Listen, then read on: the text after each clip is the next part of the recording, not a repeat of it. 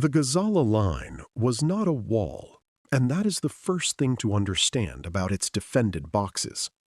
To a listener imagining a trench stretching neatly from the coast down into the desert, the word line can be misleading. The British position in the spring of 1942 was really a system of separate fortified areas, minefields, tracks, routes, artillery zones, and armored reserves spread across a battlefield too wide to seal completely. These boxes were meant to give infantry a firm base in a war dominated by movement, while British armor struck at the enemy when he was delayed or exposed. It was an ambitious idea, and in some ways a logical one.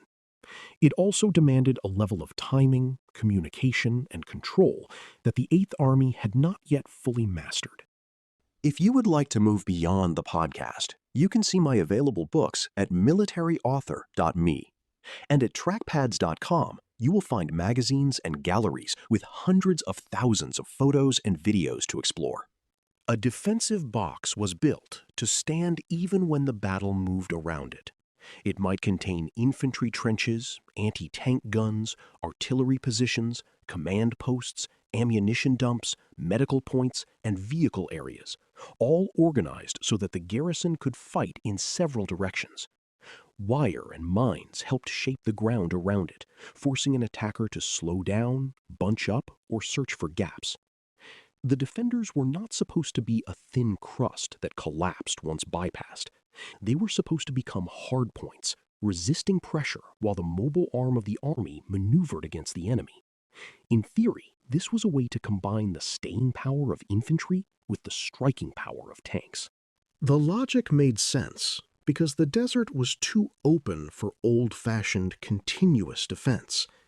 If the British tried to hold every yard between Gazala and Bir Hakeim with men in trenches, the line would become thin, brittle, and impossible to support properly. The boxes allowed defenders to concentrate strength at important points, while minefields covered some of the dangerous space between them. A box did not have to stop the entire Axis army by itself. Its purpose was to delay, disrupt, observe, and hold ground that mattered. If Rommel attacked one box directly, he would face prepared guns and mines. If he bypassed it, he risked leaving an enemy strongpoint sitting on his flank or near his supply routes.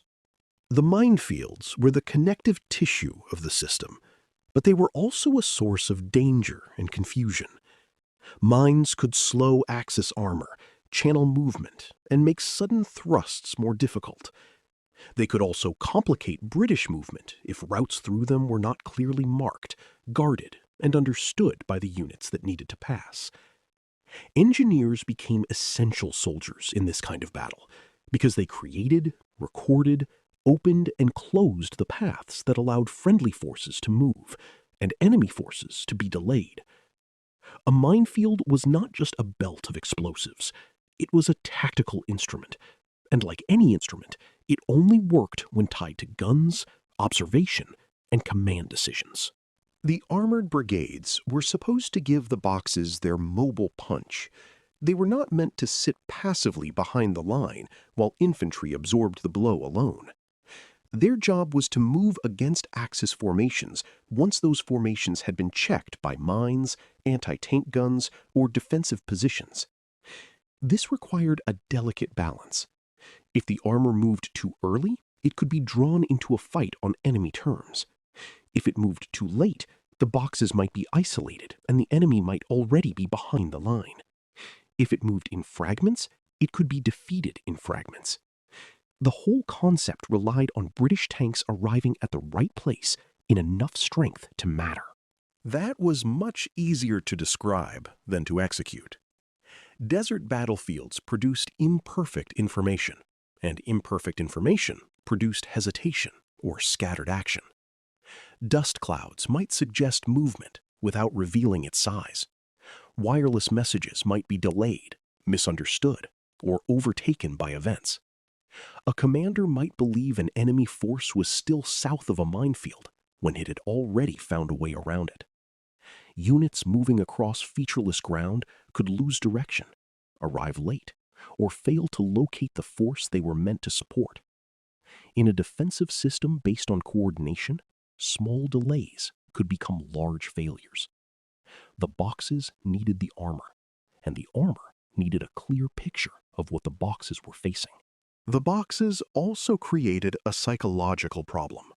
A garrison inside a fortified position might feel strong because it had wire, mines, guns, and supplies, but strength inside a perimeter did not necessarily mean control of the wider battlefield.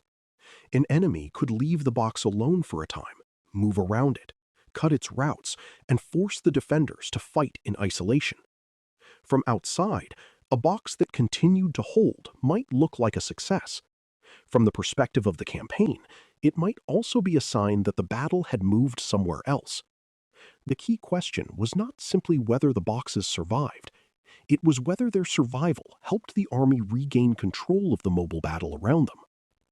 Gazala therefore existed between two different kinds of war. It was not a fixed front like the great trench systems of the First World War, where every yard of ground seemed tied to the next. It was also not a free-roaming cavalry battle in which columns moved without anchors or prepared defenses. It was an unstable mixture of both. Infantry boxes created points of resistance, while armored formations tried to move through the spaces between them. Minefields were meant to shape movement, but movement could still flow around their edges. The result was a battlefield where a position could look strong on a map, while the real fight depended on speed, interpretation, and reaction. Rommel's approach threatened the boxes precisely because he looked for ways to turn fixed defenses into isolated islands. If Axis armored columns could move around the southern flank, disrupt British headquarters, strike supply areas, and force the armored reserves into confused counterattacks, the boxes would not be defeated all at once. They would be made less relevant one by one as the wider system lost coherence. This is the difference between breaking a fortress and defeating a defensive system. A fortress falls when its walls are breached or its garrison surrenders. A system fails when its parts can no longer support one another. Gazala's danger lay in that second possibility. For the soldiers inside the boxes, the war was immediate and physical. They dug, carried ammunition, improved weapon pits, watched the horizon, and lived with heat, dust, flies, thirst, and the strain of waiting. Anti-tank gun crews rehearsed fields of fire and prepared to hold their nerve until enemy vehicles came into range. Artillerymen needed communications to observers who could see where shells were needed. Infantrymen understood that if tanks appeared without friendly armor nearby, the fight could become close and terrifying very quickly. The box might look like a neat symbol on a headquarters map, but on the ground, it was a human workplace built for exhaustion and violence. The Axis also understood the value and weakness of boxes. A direct attack against a prepared position could be costly, especially if mines and anti-tank guns were well sighted. But a box that was bypassed could still be contained, watched, bombarded, or reduced later.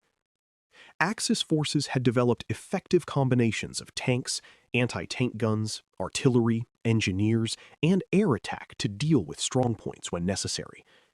They did not have to solve every defensive position immediately if their larger maneuver placed the defenders under pressure.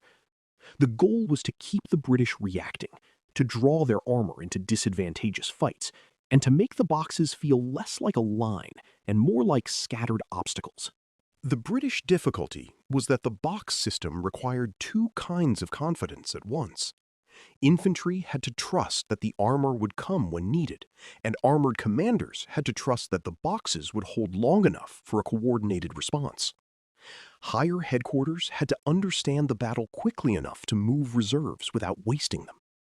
Engineers had to keep routes usable, artillery had to support the right sectors, and reconnaissance had to identify whether Rommel's main threat was in front of the line, around its flank, or already behind it. Any one of those tasks was hard. Doing all of them during a fast-moving armored battle was harder still. The defended boxes of Gazala matter because they show the British Army trying to adapt to a new kind of war without yet possessing a completely reliable method for fighting it. The concept recognized that tanks alone could not hold the desert, and infantry alone could not control a mobile battlefield. It tried to bind together fixed resistance and armored maneuver, but the binding was fragile. When the battle began, the question would not be whether the boxes were brave or whether they had been built with serious effort. Many were, and many would fight hard. The real question was whether the Gazala system could act as one living organism under Rommel's pressure. If it could not, the boxes might remain standing while the battle that gave them meaning slipped away around them. You've been listening to Famous Tank Battles. These battles were never just about machines.